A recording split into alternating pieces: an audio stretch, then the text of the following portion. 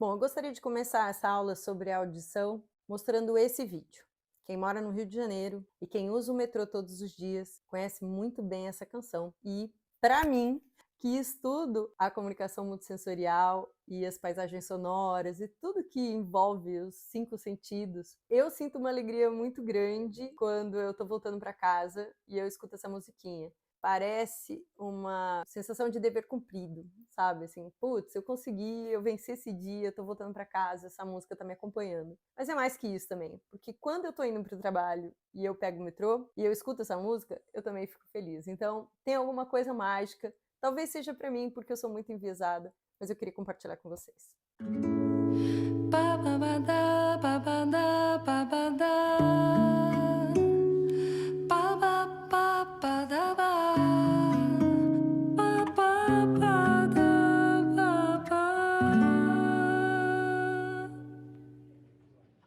Dois, três, quatro.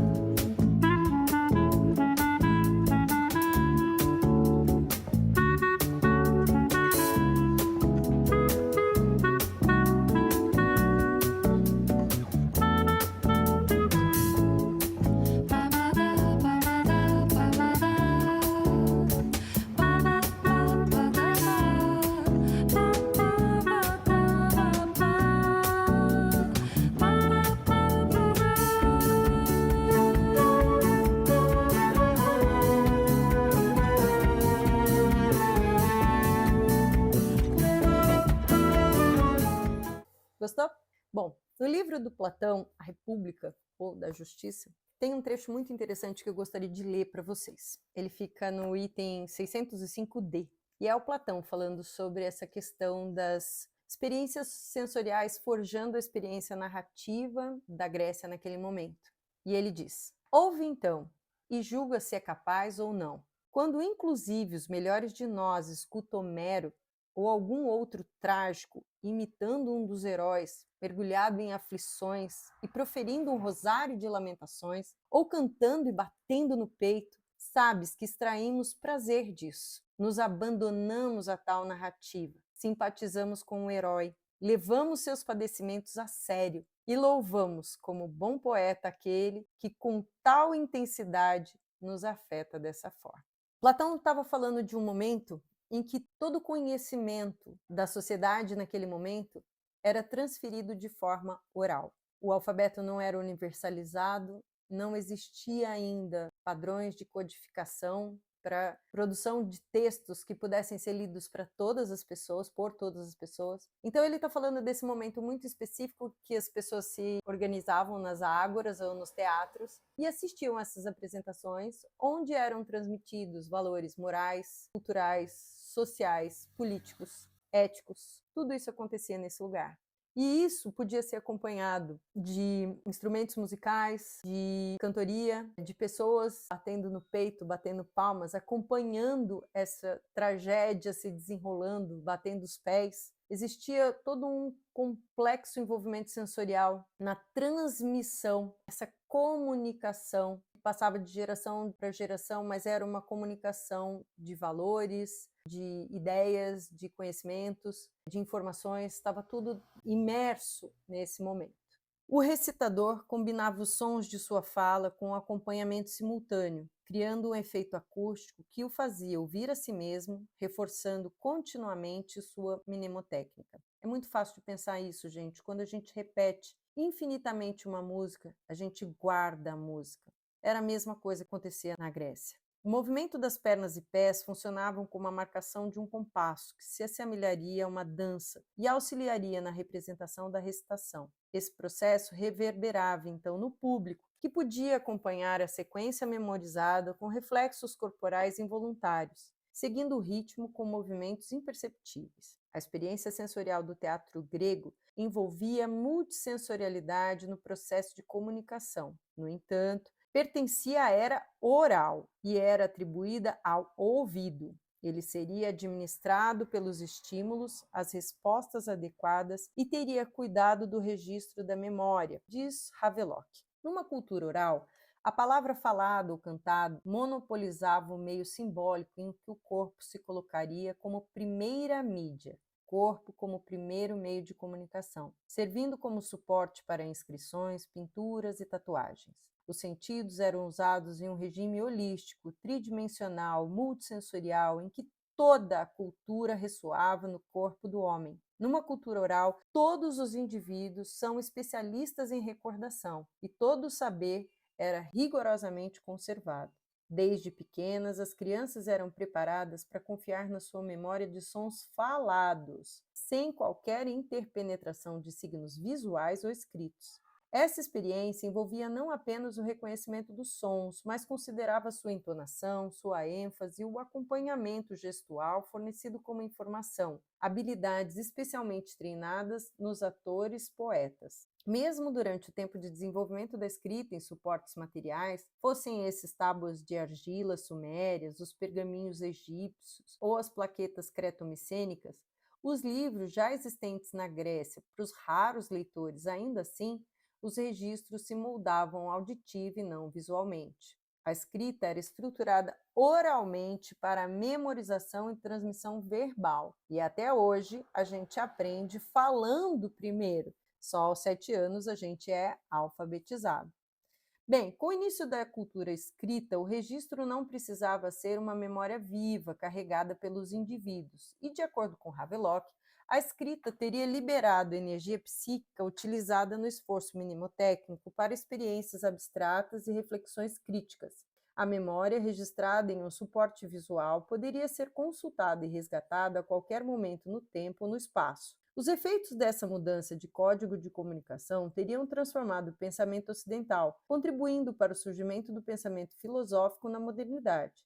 McLuhan fez suas asserções sobre o letramento acompanhando as proposições de Havelock sobre oralidade. Ambos classificaram os sentidos de acordo com as tecnologias disponíveis de comunicação vigentes em um determinado momento histórico, mas, de certo modo, os sentidos sempre operaram conjuntamente, um apoiando o outro, para constituir subjetividades e memória, conforme a gente viu sobre a visão, sobre o tato e agora a gente está falando da audição. A audição seria uma forma pura de percepção. Atribuímos sentidos aos sons que recebemos. Os sons estão presentes na vida do homem de modo integral, sejam eles humanos, naturais, mecânicos ou indicadores. Os sons da rotina cotidiana seriam capazes de expressar, individual ou coletivamente, as mais singulares demonstrações de sentimento humano e estados mais íntimos, de forma complexa, semântica e envolvente, mesmo quando seus significados são desconhecidos. Eles despertariam e provocariam associações emocionais especiais, suficientes para expressar o extrato mais puro da significação de um gesto, um ato, uma palavra ou um toque. Seríamos dependentes dos sons para interpretar, para nos comunicarmos e para expressar o mundo ao nosso redor. Quase tudo que existe poderia emitir um som. Representando cada fragmento de tempo vivenciado, o componente acústico tanto influenciaria cada um dos indivíduos em tramas complexas de significação, como poderia influenciar as sociedades como indicador da época, como sugeriu o Schaffer. Ele diz, revelando para os que sabem como ler suas mensagens sintomáticas um modo de reordenar acontecimentos sociais e mesmo políticos. Seria como se um ambiente acústico fosse um indício de todo um movimento cultural da sociedade, mostrando as evidências de suas mazelas ou do seu desenvolvimento. Cada comunidade humana ocuparia um universo acústico próprio e seu ritmo seria marcado pelos seus materiais e recursos. As polis gregas eram muitas vezes definidas pelo alcance dos pregoeiros públicos, da mesma forma que nas vilas medievais europeias os pronunciamentos eram comuns, e esse tipo de comunicação era matéria urbana, atingiam mais pessoas nas cidades do que no campo. Já as paróquias cristãs na Europa e na América colonial eram defendidas pelo alcance dos seus sinos.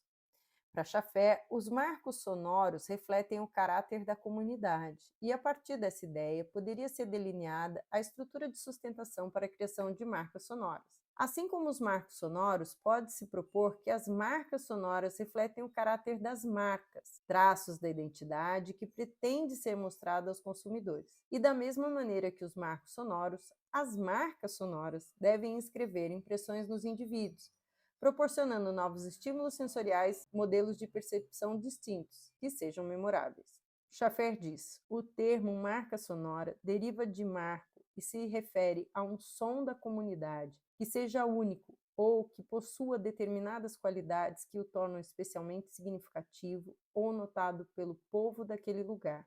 Assim, marcas sonoras e marcos sonoros apresentariam afinidades em suas constituições e objetivos. Se cada comunidade possui um marco sonoro e uma paisagem sonora, nas metrópoles, essas audibilidades teriam se constituído de uma miríade de novos sons, aprendidos gradualmente pela população. Os ruídos teriam invadido a vida cotidiana, e o jeito era se acostumar a eles. Afinal, ouvir seria um estado passivo, contemplativo, fundamental no nosso contato com o mundo.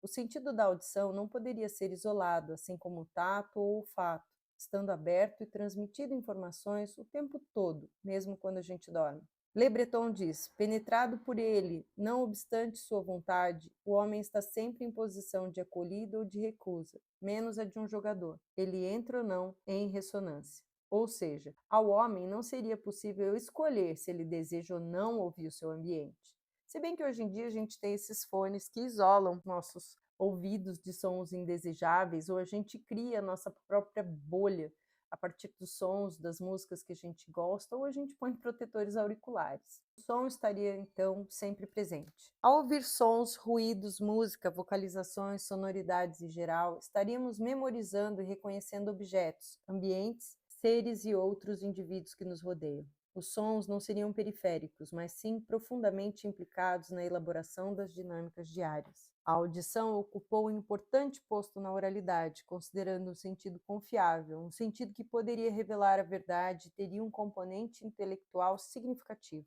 Porém, manteve seu papel social e intelectual sem diminuir totalmente sua importância, enquanto a revolução impressa promoveu entusiasticamente o poder da visão. Como nós vimos, cada espaço possui um contexto sonoro, mesmo nas primeiras formas de ouvir no ventre materno. Cada comunidade humana ocupa um universo acústico próprio e que varia ao longo do tempo.